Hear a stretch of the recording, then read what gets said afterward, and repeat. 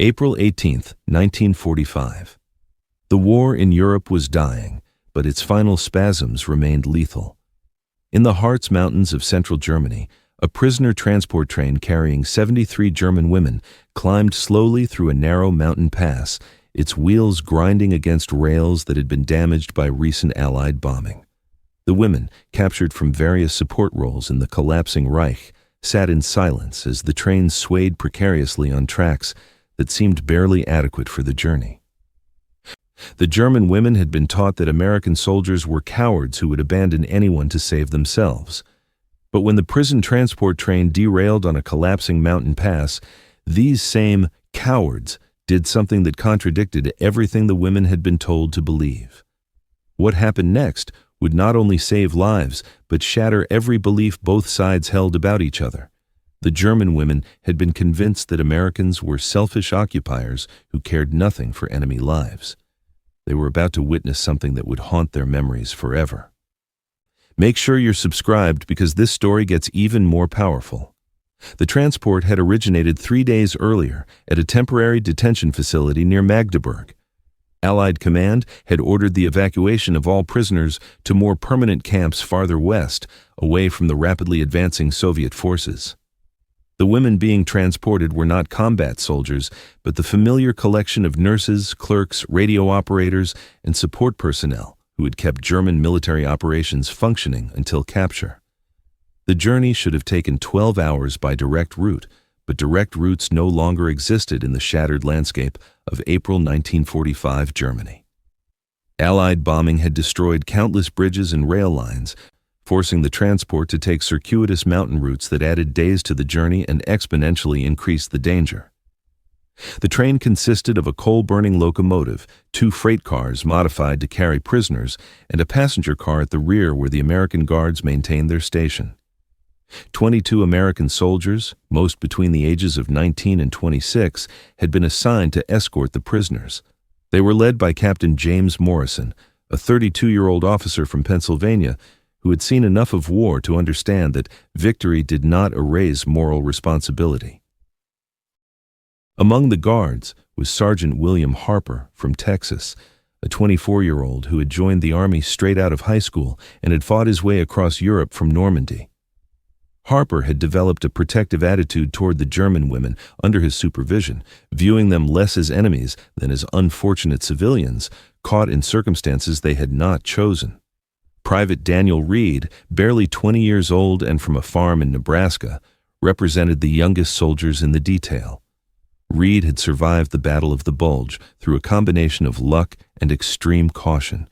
He had learned that heroics got soldiers killed, and he had promised his mother he would come home alive by avoiding unnecessary risks.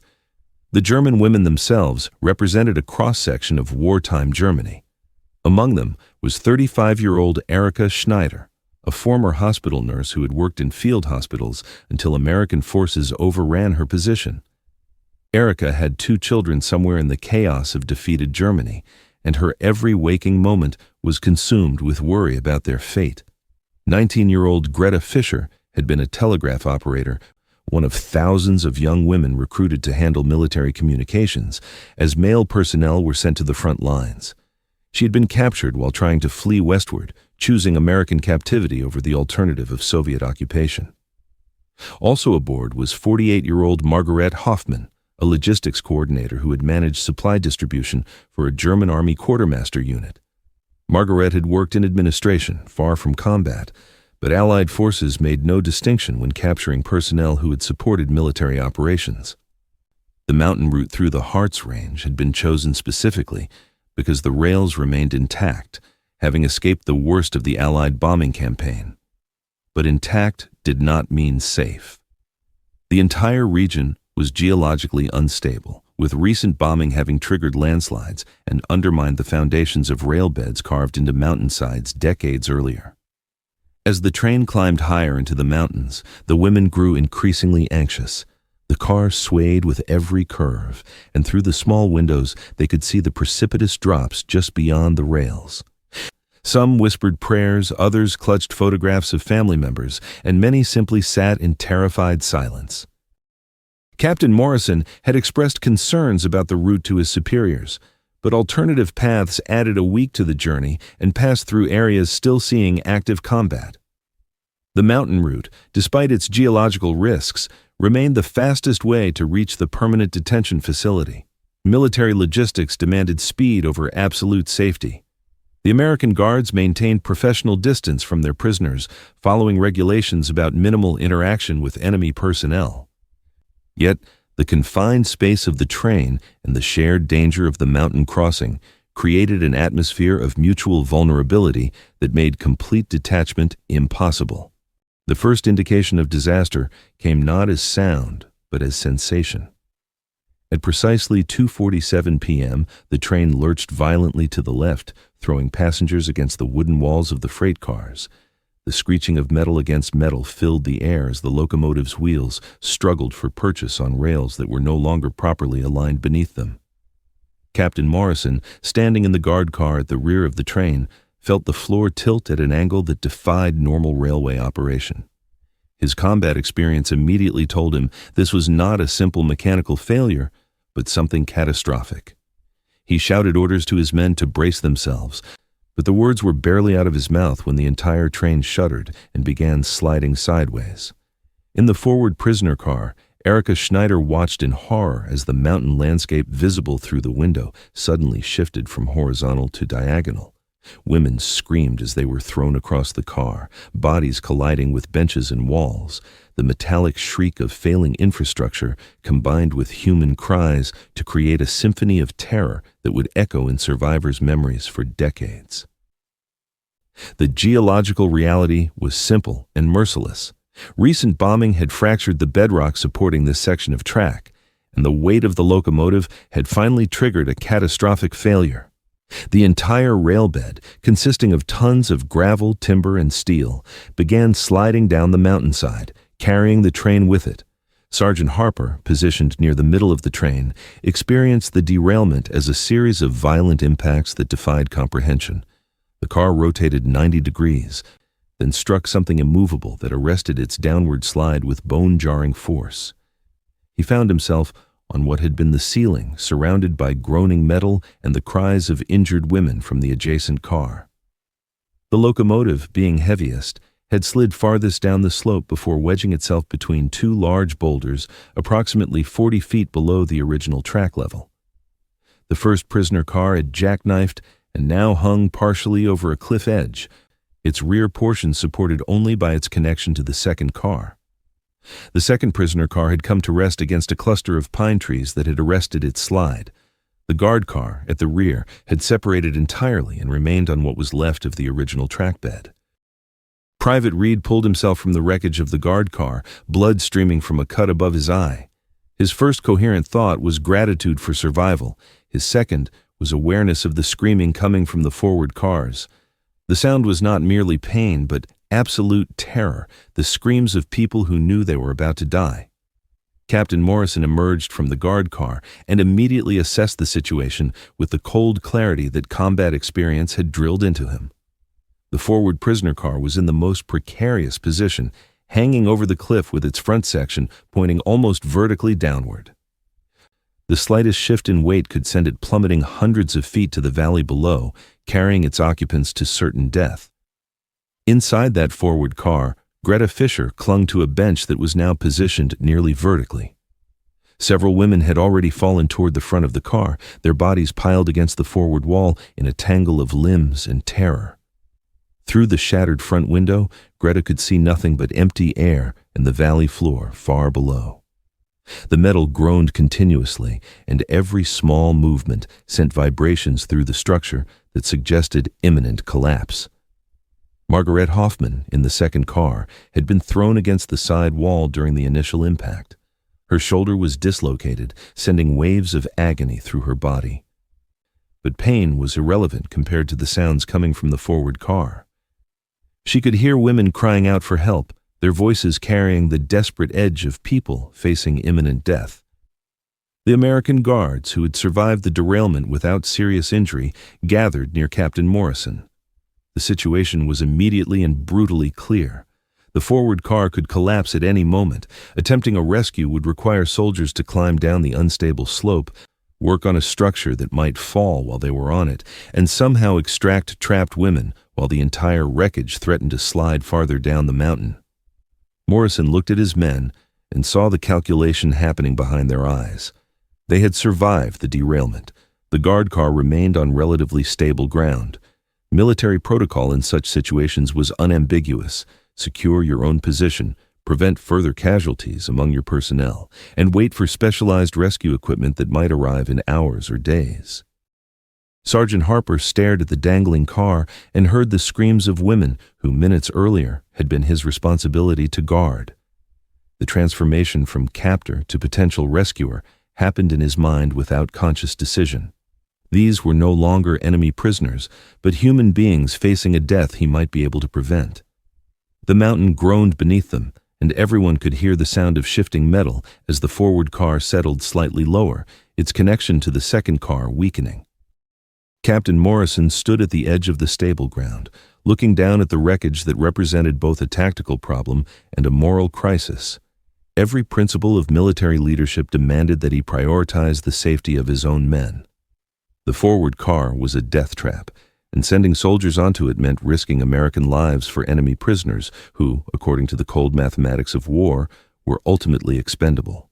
Yet Morrison could not silence the screams echoing up from the dangling car. He thought about his own sister back in Pennsylvania, about what he would want someone to do if she were the one hanging over that cliff. Military regulations had been written by men who had never stood on a mountainside listening to women beg for their lives.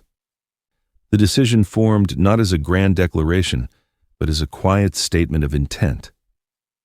Morrison turned to his assembled guards and spoke words that would define the rest of his military career. "We're going down there. Anyone who wants to stay here, that's an order you can follow. But I'm not leaving those women to die if there's anything we can do." The response was not immediate enthusiasm, but something more profound. Sergeant Harper was the first to step forward, followed quickly by Private Reed, despite his earlier commitment to avoiding heroics. Within seconds, every able-bodied guard had volunteered, understanding fully that they were choosing possible death over certain safety. The descent to the wrecked car required careful navigation of loose rock and unstable ground. Harper led the way, testing each foothold before committing his weight.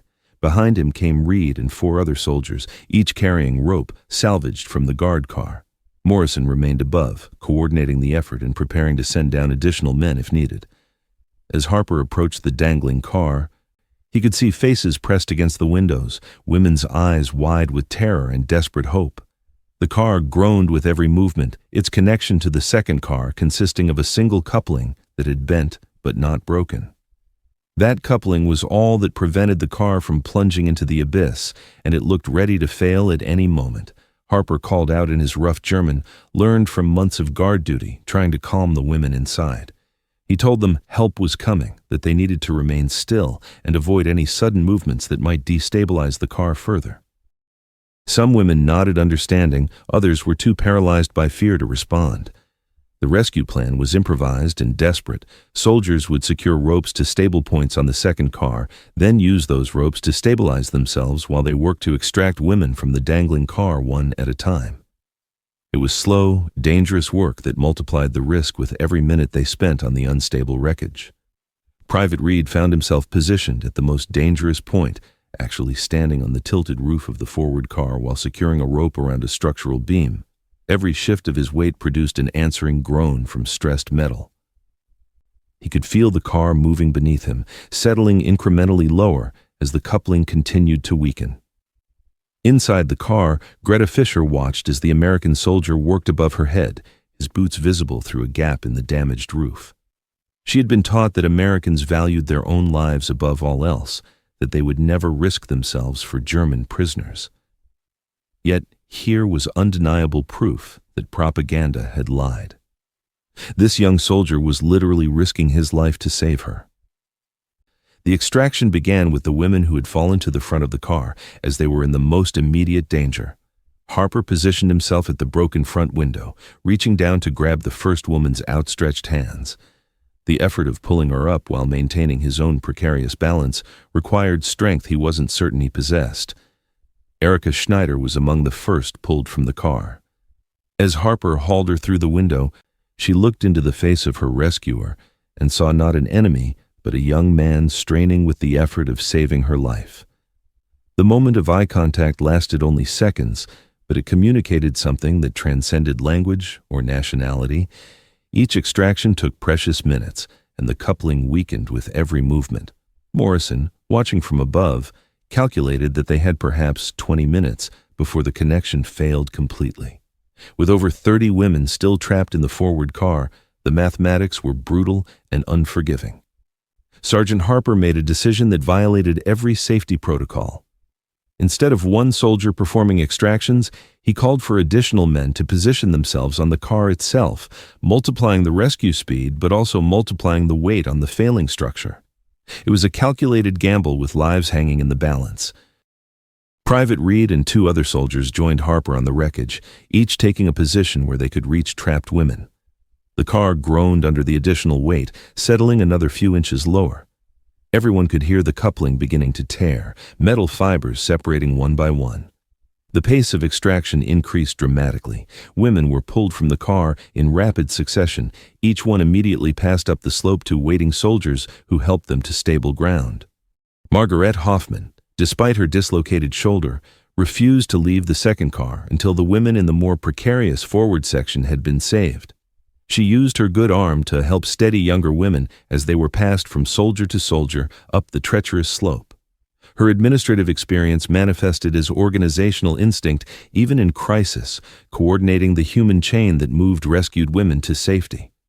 The coupling holding the forward car screamed with metallic protest as another woman was pulled through the window.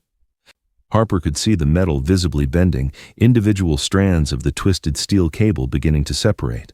He estimated they had minutes, perhaps less, before catastrophic failure.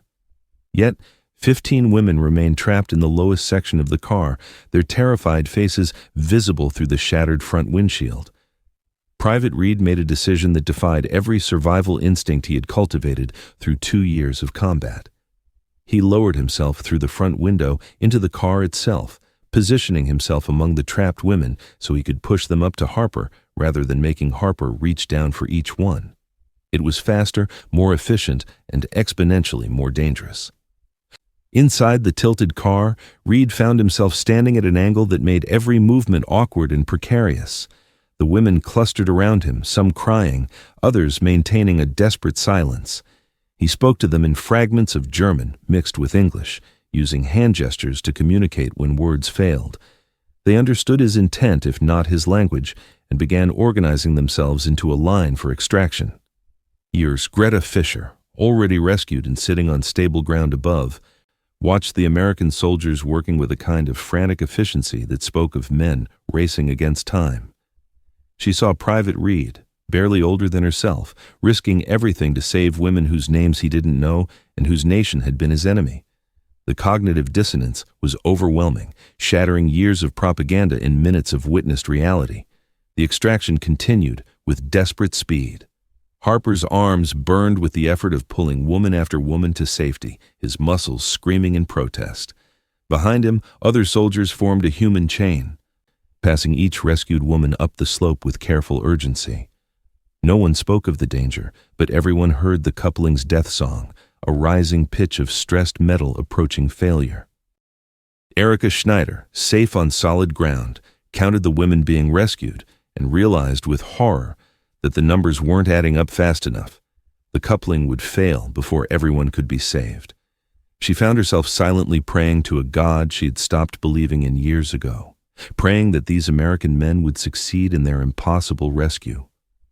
With 10 women still trapped, the coupling gave its final warning. A sharp crack echoed across the mountainside as one of the major support cables snapped completely.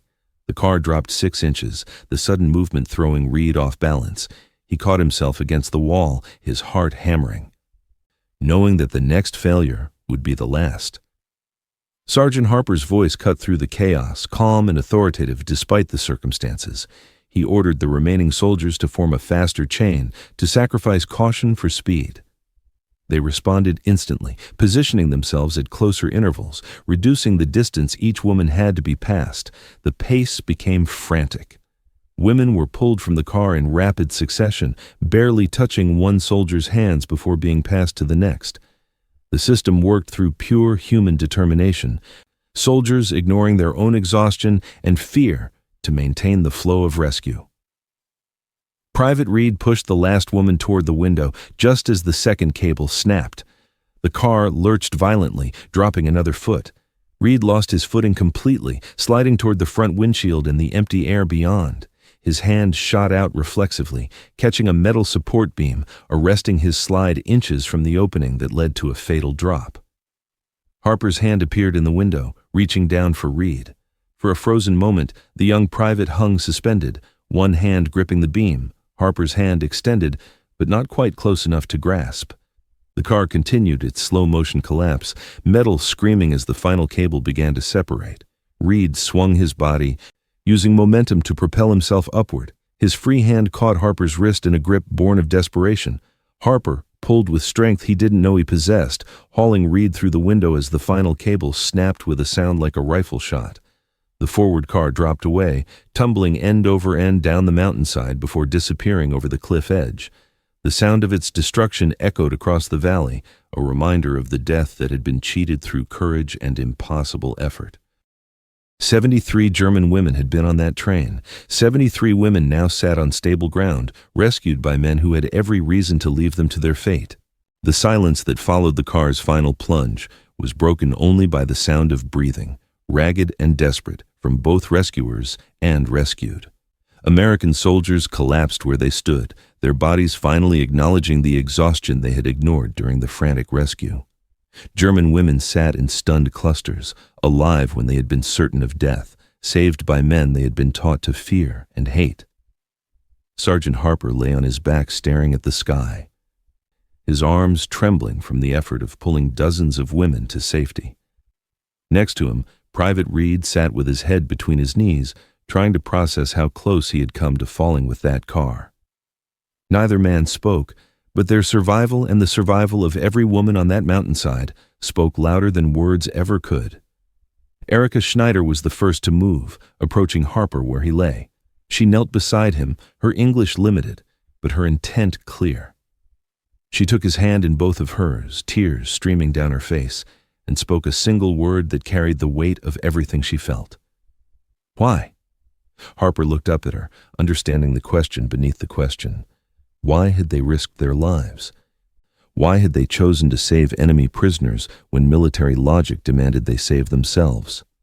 He struggled to find words in English, let alone German, but finally managed a simple response. Because it was right. The transformation that began in that moment was profound and immediate. German women who had spent months viewing their American guards with fear and suspicion now saw them as saviors who had risked everything without hesitation. The propaganda that had painted Americans as heartless conquerors crumbled in the face of witnessed heroism. Greta Fisher approached Private Reed, the young soldier who had descended into the death trap to push women to safety. She was 19, he was barely 20, and the war had made them enemies. Yet as she looked at him, she saw only someone who had valued her life enough to risk his own. She spoke in German, knowing he likely wouldn't understand, but needing to say the words anyway. "You saved my life when you could have stayed safe. I will never forget." Captain Morrison organized his men to assess injuries and establish a safe perimeter while waiting for rescue teams that he had already radioed for assistance. The medical evaluation revealed miraculously few serious injuries considering the violence of the derailment. Broken bones, cuts, and bruises were common, but no one had been killed, and only a handful required immediate medical intervention beyond field first aid. Margaret Hoffman's dislocated shoulder was reset by an American medic whose gentle competence reminded her that these young soldiers were trained to save lives, not just take them. As he worked, she found herself talking to him about her children, about her work before the war, about the ordinary life that had been consumed by extraordinary circumstances. The medic listened and responded, and somewhere in that exchange, the distinction between captor and captive dissolved into simple human connection. The rescued women began organizing themselves without being ordered to do so, helping those who were injured, sharing what little water remained, creating order from chaos. Their efficiency impressed the American soldiers, who recognized the same instinct for survival and cooperation they had witnessed in their own units under fire. As the afternoon lengthened into evening, small conversations began forming between guards and prisoners. Language barriers made communication difficult but not impossible, and the shared experience of the derailment and rescue created common ground that transcended words. Soldiers showed photographs of families back home, and women shared pictures of children and loved ones they hadn't seen in months or years.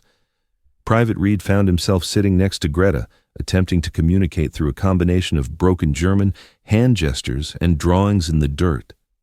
She told him about her work as a telegraph operator, about being captured while fleeing westward, about her fear of what would happen when the war ended. He told her about his farm in Nebraska, about promising his mother he would come home alive, about breaking that promise by climbing into a death trap to save strangers who happened to be enemies. The bond forming between the Americans and Germans was not friendship, not yet, but something more fundamental.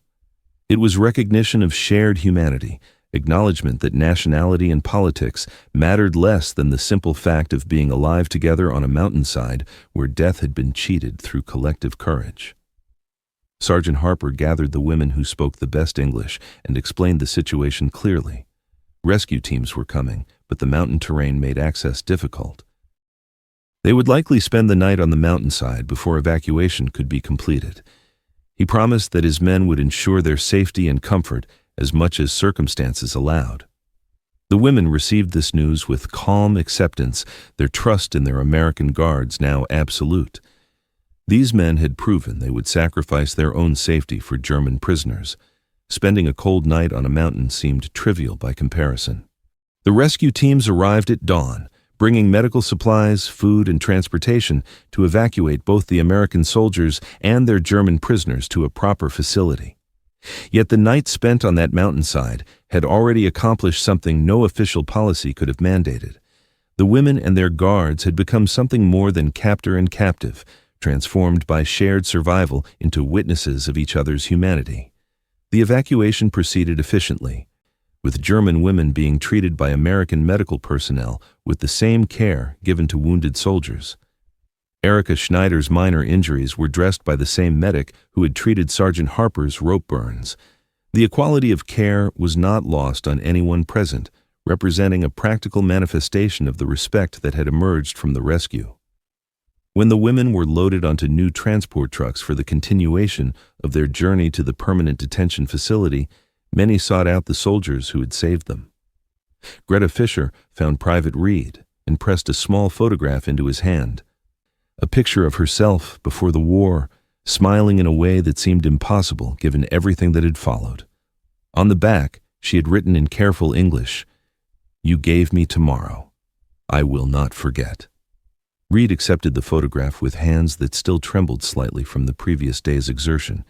He promised Greta that he would remember her, that what happened on the mountain would stay with him always.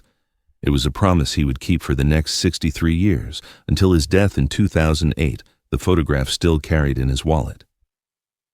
Captain Morrison filed his official report with clinical precision, documenting the derailment, the rescue operation, and the successful preservation of all personnel under his command. What the report could not capture was the transformation he had witnessed, the dissolution of enmity in the face of shared mortality. He would later describe it as the moment he understood that peace was possible, that the walls between former enemies could be breached through acts of courage and compassion.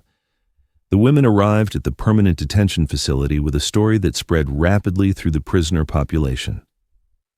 The account of American soldiers risking their lives to save German women challenged the propaganda that still circulated among newly captured prisoners. It became evidence that the enemy was more complex than ideology suggested, that individual Americans could choose mercy over convenience.